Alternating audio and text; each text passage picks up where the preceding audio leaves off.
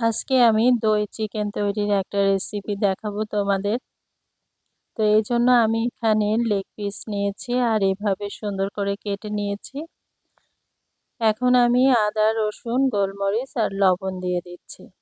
এবার এটাকে খুব সুন্দরভাবে মেখে নেব, নিয়ে অনেকটা সময় রেখে দেব, কারণ রান্না করার সময় পানি ব্যবহার করব না, সেজন্য খুব ভালো করে মেখে রেখে দেব আধা ঘন্টার মতন।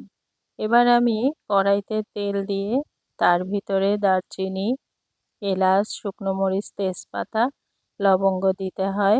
আমি লবঙ্গ এই মুহূর্তে দেইনি। দিয়ে তারপরে মেখে রাখা লেগ পিসটা লাল করে ভেজে নেব। এই যে দেখো, ঠিক এরকমভাবে লাল করে ভেজে নিতে হবে। আর দেখো, এই যে একটা লেগ পিস বেঁকে আছে, ওর ঠ্যাংটা ভেঙে গেছে। কিভাবে ভেঙে গেল? কারণ বুয়া কাটার সময় ওটাকে চাপ দিয়ে ভেঙে ফেলেছে। মজা করলাম।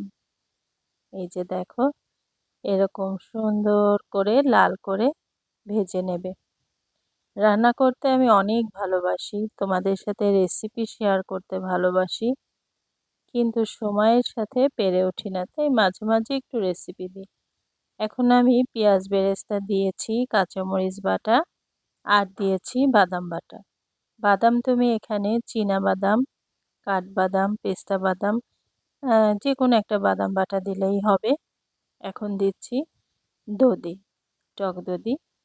এবার খুব ভালো করে নেড়ে চেড়ে, এই যে দেখো, আমি সুন্দর করে সব মশলাগুলো মিশিয়ে দিচ্ছি।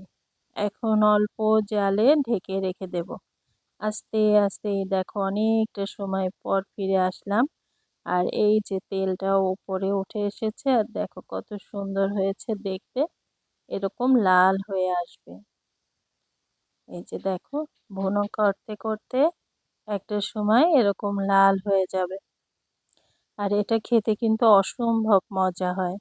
এখন আমি ওপর থেকে একটু শুকনো মরিচ ভেজে, মানে হালকা ভেঙে নেওয়া, মানে কুড়ি না ঠিক সেরকমভাবে, মানে আমরা চিলি ফ্লেক্স বলি যেটাকে, সেরকমটা করে আর কি ওপরে দিয়ে দিতে হবে, আর সাথে একটু ধনেপাতা দিলে আরও মজা হবে।